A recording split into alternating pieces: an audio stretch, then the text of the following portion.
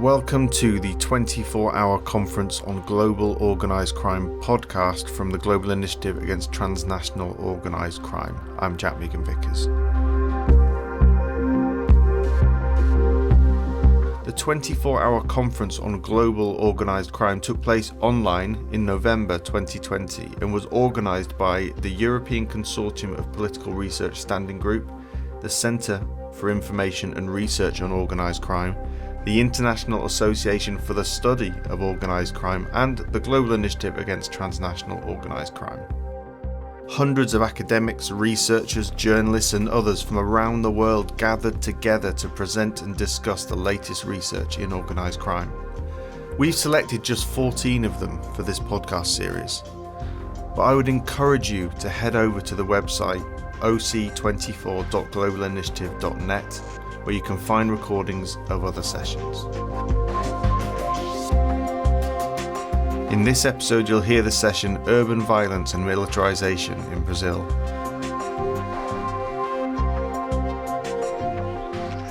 Good evening, everyone, or good morning, good afternoon, depending where you're acting from. Thanks for joining us today at the 24-hour conference on organized crime to discuss urban violence and militarization in Brazil.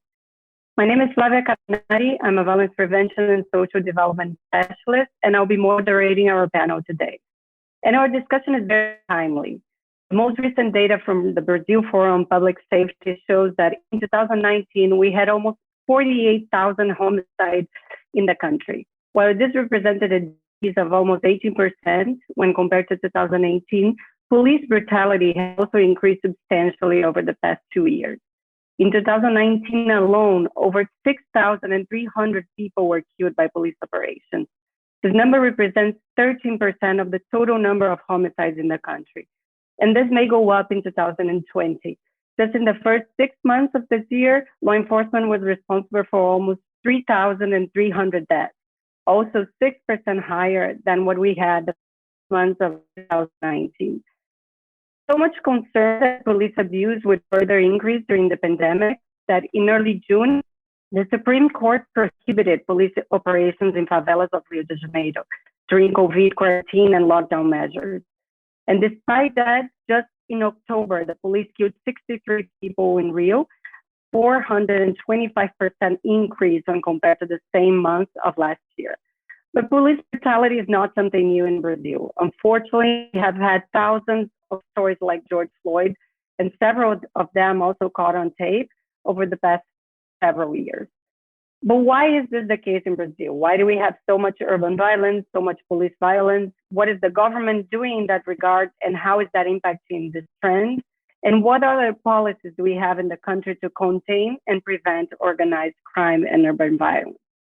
These are some of the questions that we'll discuss today with our distinct panel that I would like to introduce to you now. We have with us Melina Risso, Research Director at the Igarapé Institute, Vladimir Aras, Brazilian Federal Prosecutor, Artur Trindade, Professor at the University of Brazil and Advisor to the Brazil Forum on Public Safety, and Benjamin Lessing, Associate Professor and Director of the Center for Latin American Studies at the Chicago University. Thank you all for being here with us today. We're going to have 10 minutes of presentation by each speaker, and after that, we'll have discussion. Please put your question in the chat box, and we'll be reviewing them throughout the conference. So to start and to explain the high levels of police violence and urban violence, we'll begin with Artur Trindade, who has a lot of experience in academia studying these issues, but also a lot of experience in the public sector, guiding and implementing public security policies. Artur, welcome. Hello, everybody. Well, the control of police activity is not an exclusive problem of the Brazil or the new Latin American democracy. Over the past 50 years, countries like USA, Canada, France, Britain, Germany and Italy have been trying to submit their police forces to the rule of law. However, of course, some countries have been more successful than others. This is clearly not the case of Brazil.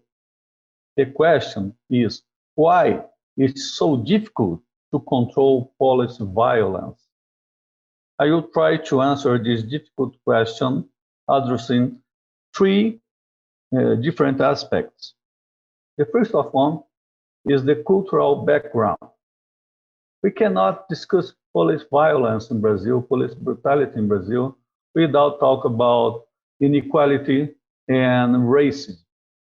Brazil is one of the most unequal, has one of the most unequal income in the world. Is one of the most unequal countries in the world, and you were one of the last country to abolish the slavery. So this cultural background is so important to think about questions about the police, the criminal justice system, and the way of the politics works in Brazil. The second aspect that I would like to talk about the police violence is the way that we think about our social control. And the third one is about the militarization and the opposite, the demilitarization of our police force in Brazil. About our social control. Today in Brazil, everyone seems to agree that the public security is one of the main problems that affect the different aspects of our social, political, and economic life. Despite efforts to increase security spending, presidents, governors, and mayors elected over the past 30 years have failed to provide the security demanded by the population. Violence, criminality, and fear, increasingly present in the people's daily life, make it even more difficult to build their citizenship. Civil rights, especially for the vulnerable groups, continue to be systematically disrespected. Situations of abuse and arbitrariness by the state's agents are still frequent. The economy has also been affected. According to the National Confederation of Industry, in 2015, security expenses represented over 5.5 of the GDP, Brazilian GDP. And in the political field, the inability of the public authorities to respond to the demands for the security of the population and the accentuated disbelief in the politicians and their parties. In short, the new republic, our political regime right now, seems to have failed in this issue. Some people attribute this failure to the excess of the individual guarantees existing in our legislation. For them, the police are bound by extremely permissive legislation with criminals. For others, however, attribute the problem to the reluctance of the police to sweep the rule of law principle. Although they hold antagonistic positions regarding the diagnosis, both views share the idea that the police are the main and sometimes the only institution charged with solving the problem. And when they put this problem in these terms, they forget that there is a wide variety of institutions, public and private, that have direct and indirect responsibility in controlling the conduct of individuals. The police play a central role in the way of the social control is carried out in Brazil. For many, it's more important. Police is more important than the schools, the market jobs, and the community in the task of controlling individuals. So, changing the police is so difficult because it requires changing our social control system. So it's so difficult for this.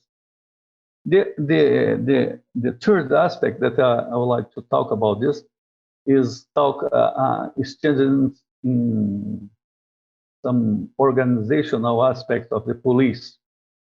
We are talking about demilitarization of our police service. The main policy in Brazil is a policy that is very similar to an armed branch. So to demilitarize this policy requires to create a new identity, a new professional identity in this policy officer, creating a professional identity like a police, not a military. So it's so difficult because it's implied to abolish certain kind of rights about pensions, about incomes and retirement. So there are a lot of well, it's not so easy to convince the police officer, the hierarchies, to change this situation. So we can talk about this during the discussions. Thank you. Thank you so much, Arthur. You gave us a really, really great the challenge that we have ahead of us to change this scenario. I would like to ask now Benjamin Latin to join us. Benjamin has a vast experience studying governance and organized groups, and who discussed also a little bit of the impacts of policies, some counterproductive policies that have been put in place in Brazil to fight organized crime. Benjamin, welcome. Thank you. I wanted to talk a little bit today about some of my research into what I call counterproductive policies, counterproductive state repression, by which I mean attempts by states, in particular, I'll talk about Brazil today, but my research compares a lot of Latin American countries, attempts to get a hold of organized crime or to reduce organized crime or in other ways to combat organized crime, and the ways in which these efforts can quite often not just fail to control organized crime, but can in sometimes actually backfire and have counterproductive effects. So I want to talk about two aspects today with respect to Brazil, but I want to emphasize that my research is comparative. I compare multiple countries in multiple settings, and so in certain these aren't just findings relevant to Brazil only. I agree with a lot of what Arthur said about the unique characteristics of Brazil, the high levels of inequality, the particular history. Not just the length of time, historically that slavery was present in Brazil, but the intensity of slavery in Brazil is much higher than in, for example, in the United States, in terms of just the sheer number of people forced to migrate and so on and so forth. But at the same time, some of the dynamics that we see in Brazil have echoes in other parts of the world. So let me start by mentioning one of these dynamics, which I discuss in my first book, which is called Making Peace in Drug Wars. This is a book that asks the question, why do we see organized drug trafficking organizations, drug cartels, if you will, get involved in armed conflict with the state? Arthur mentioned the incredibly high number of police killings in Brazil. And it's true that across Brazil, we see very high numbers of police killings of civilians. But they're particularly high in Rio de Janeiro, where there's been an ongoing, essentially armed conflict between Comando Vermelho and other organized crime groups, but especially the Comando Vermelho and the state. And this has been going on really since the mid-1980s. And really from the early 1990s on, the Brazilian state has tried to counter the power of these organizations with increasing levels of militarization of the police. So in this book, I try to grapple with the question, why do these crackdowns backfire? The state seems to crack down with ever more intense militarized repression, and drug cartels just fight back more. And we see very similar dynamics played out in Colombia during the Pablo Escobar period in the 1980s. The Colombian government cracked down very hard on the Medellin cartel, and the Medellin cartel fought back with a decade worth of debilitating terrorist attacks. And we see the same in Mexico. Right? We see now almost 20 years of cartel state conflict in Mexico that really began in the mid 2000s with the militarized crackdown by the Mexican government, which today still has embroiled the country in armed conflict. So just looking quickly at the case of Rio, you can just see this escalation playing out this is a data series of police killings of civilians, what are generally, they're called auto de resistencia. They're often assumed to be armed resistance by civilians to police action. So they're technically self-defense killings by police civilians. Many of those killings are not actually self-defense on the part of police, but it gives us a rough measure of the intensity of the conflict between drug traffickers and the state. What we can see is that from the 90s onward, there's been a steady escalation of this war. And that's despite the fact that the government has increasingly militarized its police force and increasingly expanded the degree of repressive force that has brought to bear on the drug trafficking groups of Rio. Now, you see there's a big dip in this curve from around 2008 to around 2013. The level of armed conflict between cartels and the state, if you will, if we can call this that, falls almost to the lowest levels, not seen since the 90s.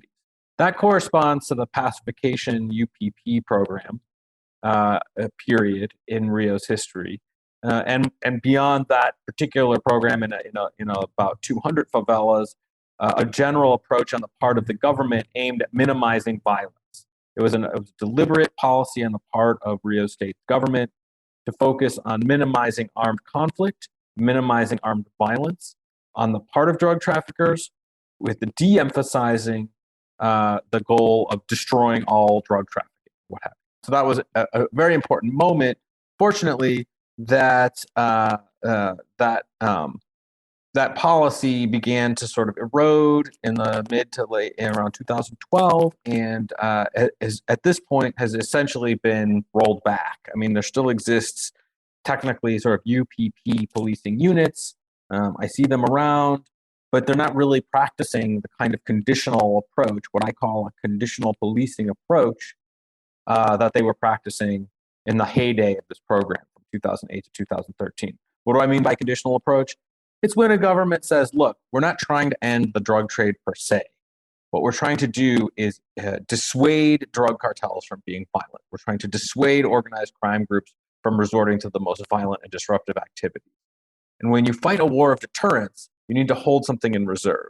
So rather than throwing everything they can at these organizations and just trying to kill as many drug traffickers as possible, the state would hold something in reserve as a way of punishing drug trafficking organizations for being violent, and in that way be able to deter the use of violence.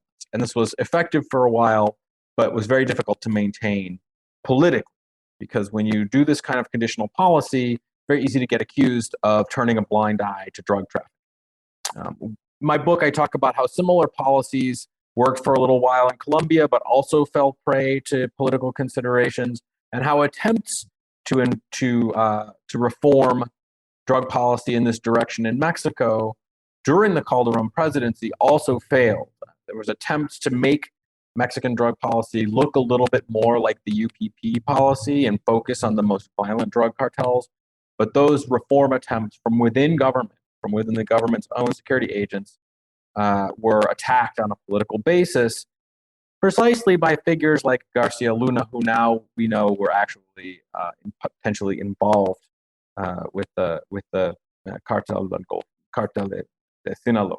Okay, so that's what I want to say about the armed conflict between drug traffickers and the state. I want to just very briefly touch on another set of policies that have also backfired, and which is a subject of my second book project, which I'm now working on. And this has to do with mass incarceration and the rise of prison-based criminal organizations or prison gangs, as they're sometimes called. In Brazil, we call them facções criminosas, Comando Vermelho, the PCC, and now a host of dozens, if not hundreds, of other prison-based criminal factions or facções that have spread throughout Brazil. These groups start in prison, but eventually come to control crime on the streets. And the story of the PCC is extremely illustrative of the potential for backfire of hardline policies. I just have a couple of minutes, so let me tell you briefly about the PCC, and I'll wind up. So the PCC was born within São Paulo prison in 1993 after a massacre there led to the death of 111 inmates at the hands of military police who came charging into Carandiru prison to put down a riot. In the wake of that, prisoners kind of banded together and formed this sort of in a sense, a self-protection group of some sort. That was the PCC. It was a very small group to begin with. Over the years, it grew and grew. And by 2001, it had dominated a large part of the prison system in São Paulo, which, if you look at this graph here, you can see it was expanding rapidly. So all through the 80s and 90s, the incarceration rate in São Paulo was growing. In fact, São Paulo was beginning a long-run experiment with mass incarceration on a scale really only equaled by the United States. São Paulo, if it was a country, would have an incarceration rate around the same level as California if it was a country. Right? So these are very high incarceration rates, 300-400 people per 100,000. This did not weaken the PCC. On the contrary, the PCC grew stronger. And in 2001, it launched a coordinated rebellion in 23 prisons in São Paulo. The state then cracked down even harder. It put in place all kinds of solitary confinement policies, also cracked down on the streets of São Paulo, claimed to have dismantled the PCC. In fact, the PCC had only grown stronger. And in 2006, it launched a second mega rebellion. And this time, it included coordinated waves of violence on the streets of São Paulo. That really kind of brought the city to a standstill and forced the government to engage in some kind of negotiation with the leadership of the PCC. Still kind of unclear what really happened, but in the wake of this mega rebellion, a kind of peace settled down where the PCC and the state reached a kind of detente. Meanwhile, incarceration rates throughout Brazil continued to rise. And high incarceration, mass incarceration, ceased to be purely a São Paulo phenomenon and really became a generalized phenomenon throughout all of Brazil. And not coincidentally, in these years since 2006, the PCC has expanded and established a presence throughout Brazil in every single state of the country, with a very strong presence in certain key locations, including Ceará, Roraima, Acre, areas near the border or with shipping routes to Europe, where they can be involved in international drug trafficking. PCC now has upwards of 30,000 members, possibly closer to 36,000 members. It has presence in neighboring countries. And I think the most important point that I'll close with is that mass incarceration not only failed to contain the PCC, it is clearly a key element in the growth of the PCC. So this is just a quick overview of some of the ways that hardline repressive policies can backfire. Thanks very much. Thank you, Benjamin. And this was really insightful too, because as you all know, this is very much the approach that we have been seeing, unfortunately, in Brazil for the past 2 years. So your research is more timely than ever. Thank you very much. We already have a lot of interesting questions coming up for both of you. Now we'll move to our last speaker, Melina Risso. And Melina has a lot of experience working with civil society and government and from the academia as well. A lot working with local governments, also on the prevention side of violence that we haven't touched upon today yet. So Melina, it would be great to hear from you now. Thank you. Thank you, Flavia. It's a pleasure to be here with all of you. And just to start, as Vladimir was saying, there is really a complex and different causes for violence in Brazil. And I would like to start with this number that I'm just coming through with a project that I'm doing in a city in the northeast of Brazil, in Caruaru, where we are crossing different numbers to understand a little bit better what is happening with violence. And it's really amazing when we saw and crossed the numbers and crossed the perspective, who is dying, who is the victims of homicides, and see if they were ex-inmates.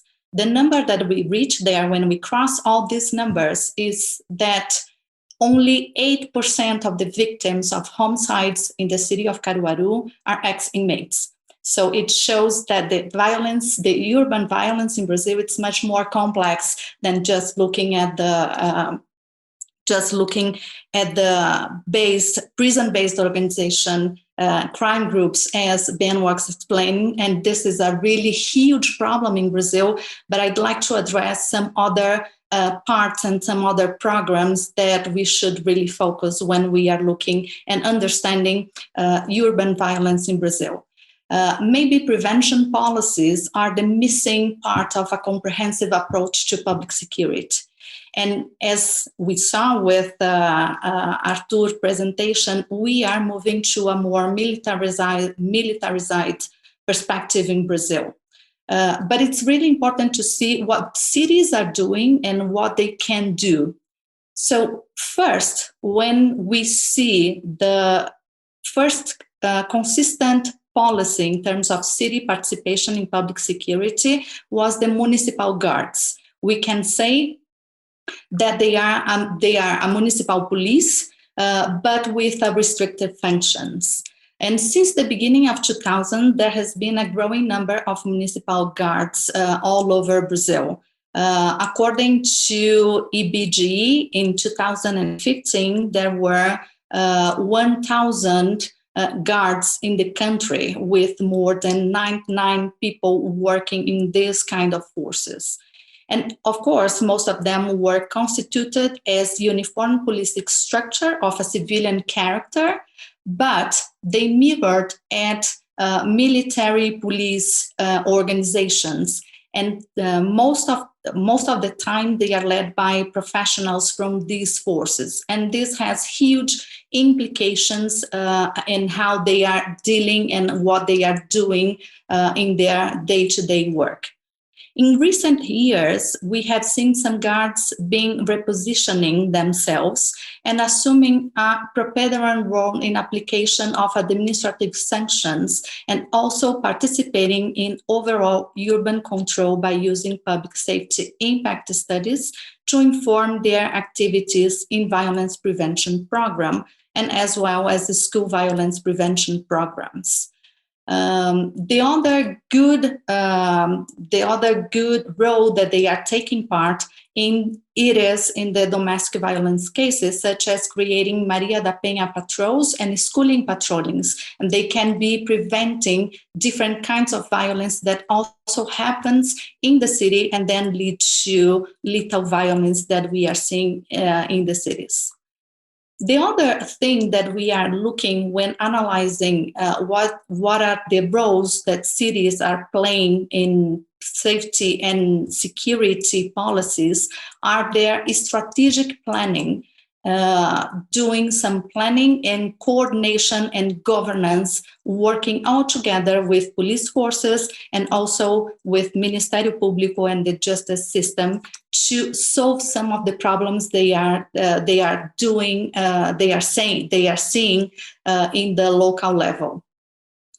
At the governance perspective, what we see is that cities are working and improving their management offices, integrating all these policies, and they are having really good perspectives and resulting coordinating prevention actions, but also repression measures, not taken only by the cities, but also with the other police forces. Another really approach that cities are taking are the territorial, what we call the territorial approach, where they based all their policies and social policies and prevention policies in one territory. It was led and it was driven by PRONASSE. It was a federal a policy in the 2007 by Lula's government, and this have also really huge impacts. Until now, we are seeing these policies developing in the cities. It's really worth mentioning some new projects that is coming along with the cities in Brazil, such as Compass. There are community peace centers at Recife. This policy is anchored in a specific public facility, and these centers are located in neighborhoods with really high levels of violence and offer different social violence prevention policies.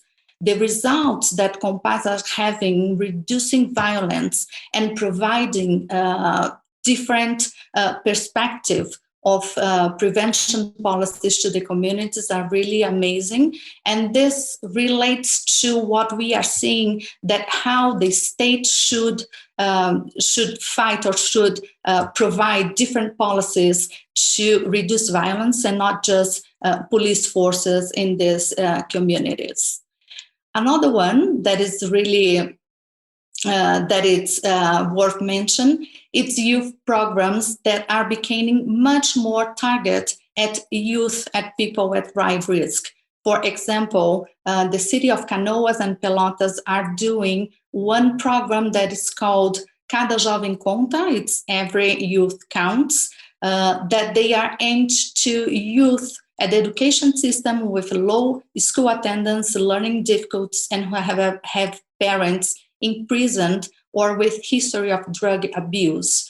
So with this really tailored approach to each case, they are having really good results and reducing the risk factors that is affecting the whole community. And most of them sometimes are driving these youth to be part of the organized crimes. The good news in terms of the city policies are targeted at women, and they are really improving the policies to reduce domestic violence. Until 2003, the main services available in the cities were police stations and service specialized on women.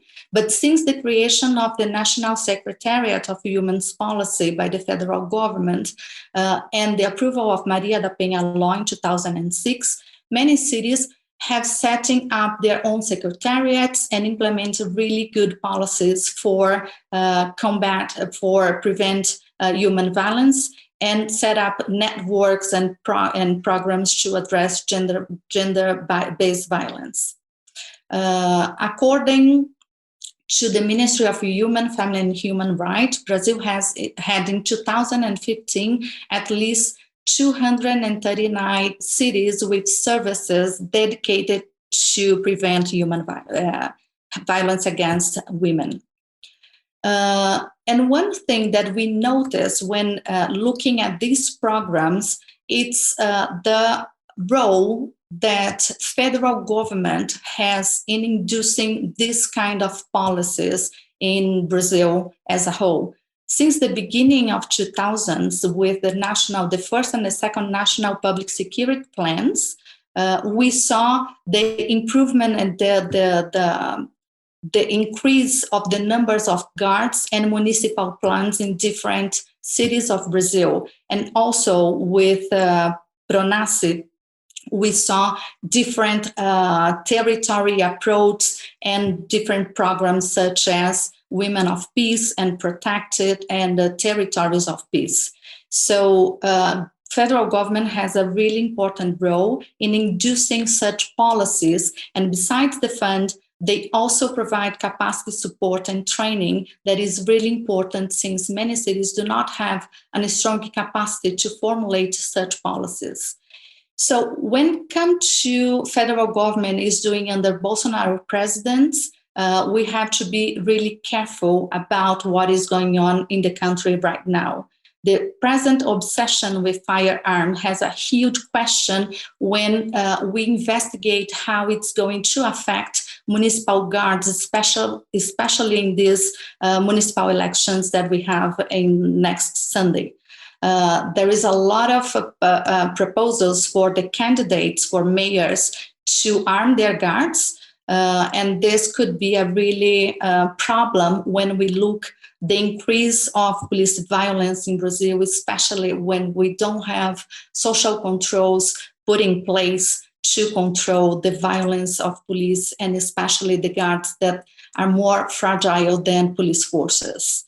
The other thing that is worth mentioning that last year, federal government created a pilot program called In Frente Brasil that was implemented in 5 cities, and they have this perspective to work in the prevention side, but also in the repression side.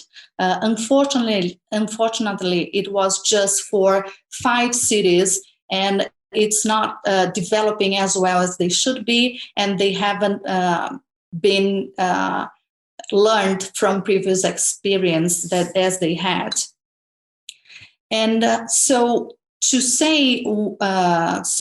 we saw, different programs and policy are being implemented by cities, but a lot of things are still missing. What I would say, it's for the first part, it's a more comprehensive approach and understanding how violence prevention can work from a municipal level.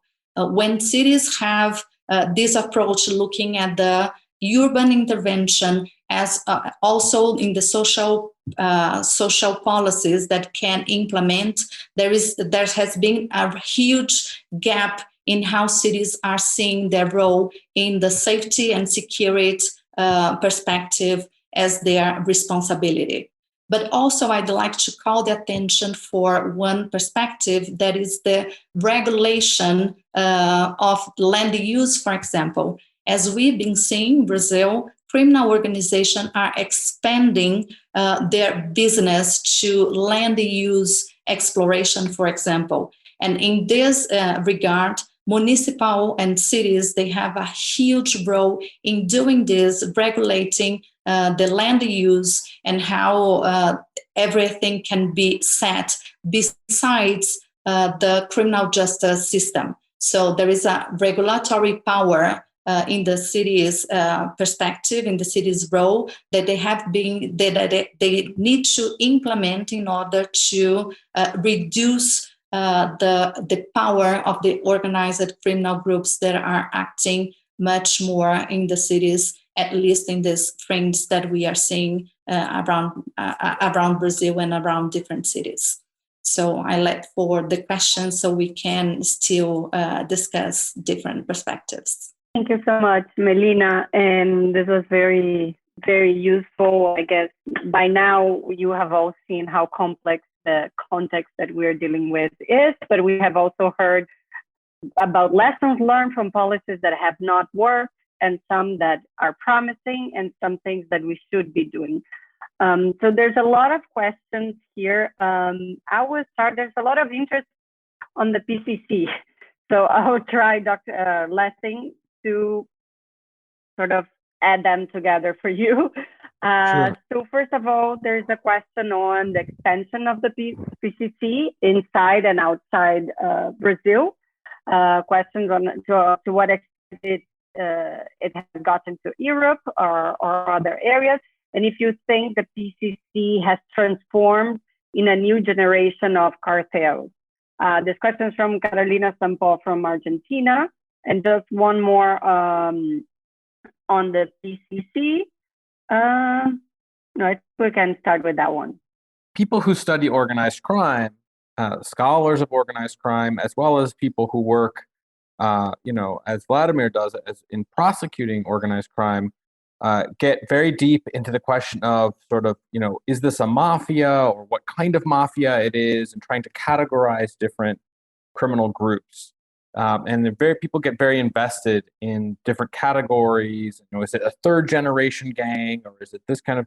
And I don't want to, disparage that work. It's important, but I'm personally, I'm not, I don't think it's the most fruitful way to approach a group like the PCC, because it is in some ways a very unique organization. And so in some ways very hard to characterize. It also is a very large organization, and it has sort of concentric circles of membership. So when we say that it has 36,000 members, that's an estimate of how many people are baptized into the PCC. But does that really mean that it's sort of like a top-down army of 36,000 criminal employees who are all following strict orders?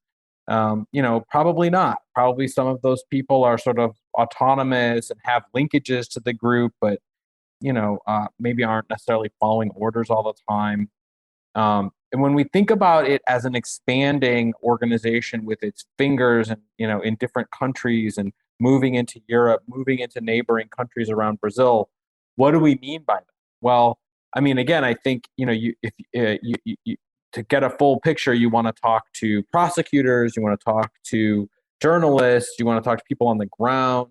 But my sense of things is to think of the PCC again as kind of concentric circles. Its center of power, its center of gravity is the prison system. And in particular, it's the prison system of São Paulo, which, as I said, is a very large prison system. I think on the order of hundreds of thousands of prisoners, and over 100 prison units spread throughout the state, the vast majority of which are dominated by the PCC. So where is it most powerful? It's most powerful within the São Paulo prison system. But it also has a strong presence in prison systems throughout Brazil. Now, when we see that the PCC is operating in Paraguay or Bolivia, what does that mean? It means that there's sworn members, brothers of the PCC who have drug operations there or have criminal operations there. It means they've probably made inroads in terms of corruption, as Vladimir mentioned, right? It means they have police that they can bribe, customs officials they can bribe. It means they may have, taken the place of local, they may have pushed out or co-opted local criminal groups, in some cases murdering old school, local strongmen get pushed out by the PCC. At the same time, it's not like the PCC has the kind of thoroughgoing, almost cultural power that it has in São Paulo.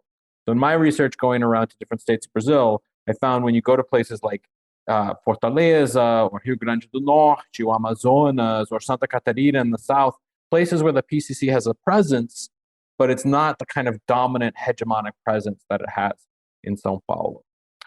About its presence in Europe, my sense of things is that that's much more commercial, right? It's a little bit like the way the Mexican cartels may have a presence in Colombia in the sense that they go to Colombia and buy the drugs in Colombia, but it doesn't mean that the Mexican cartels have territorial control in Colombia the way they maybe do in Mexico.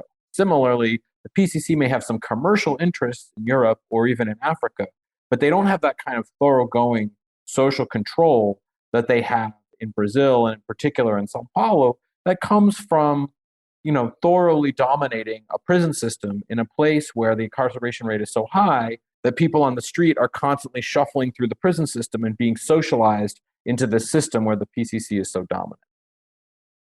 And I would just finally say that structure of an organization whose power base is within prison is very, I don't want to say it's unique to Brazil, but it's a unique structure. So again, when you think about categorizing different types of groups, many traditional mafias and even drug cartels aren't really prison-based in the same way.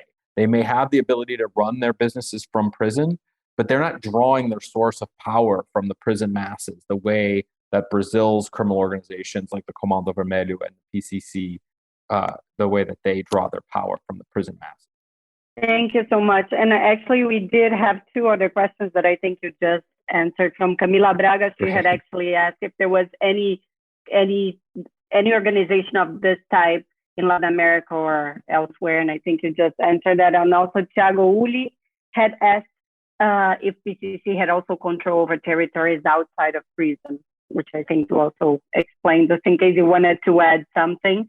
But just to briefly say that this technique of controlling, urban peripheries by a kind of prison gang of one form or another. That it started in Rio with the Comando Vermelho in the 80s and 90s. The PCC then kind of copied the Comando Vermelho and then in their own way sort of evolved and became in some ways even more effective.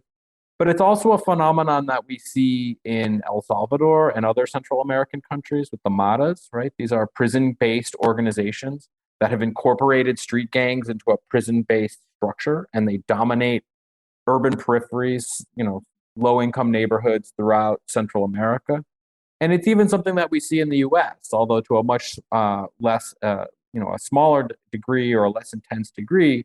But Los Angeles, where the Mara Salvatrucha began, is a place where Latino gangs were controlled by prison-based gang, the Mexican mafia. Sort of learned to organize street gangs and control urban territory from prison. And again, that's California. It's a place with a very high incarceration rate. So it's not too much of an exaggeration to say that in many places with high incarceration rates, even the U.S., this phenomenon of prison-based control can be observed.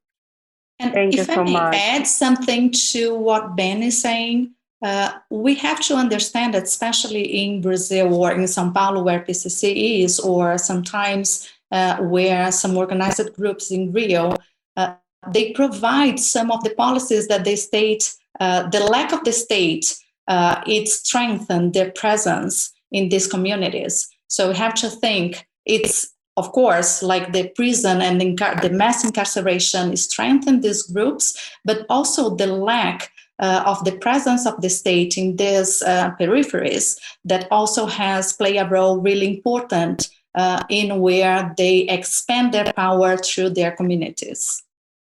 Thank you, Melina. That's really important because as we know in São Paulo, the way the PCC helps to control, they also control over the families of inmates, right? By providing assistance, like Melina was saying, assistance that the state is not providing. So they feel that of lack of state presence. One question that we have here for Ben, I think Artur, maybe if you wanna answer this too, it's Alejandra Quesada.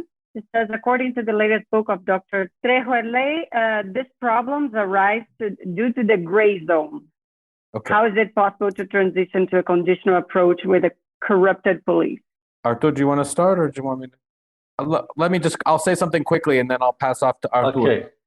So one of the things that, I write about in my book and that I argue in terms of conditional repression is there's a misconception about the place that corruption plays.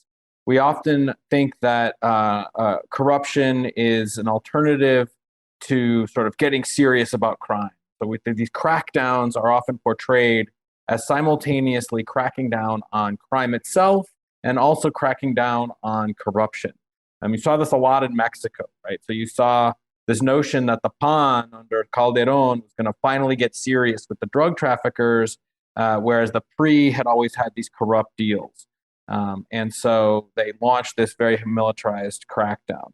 But in reality, when you launch these militarized crackdowns in a non-conditional way, when you say we're going after all the traffickers equally, we're going to destroy the cartels, we're going to lock everybody up, and you're not focused specifically on minimizing violence, right? You don't have a kind of clear mission where you're saying, look, our goal here is to make this, to make the drug trade less violent.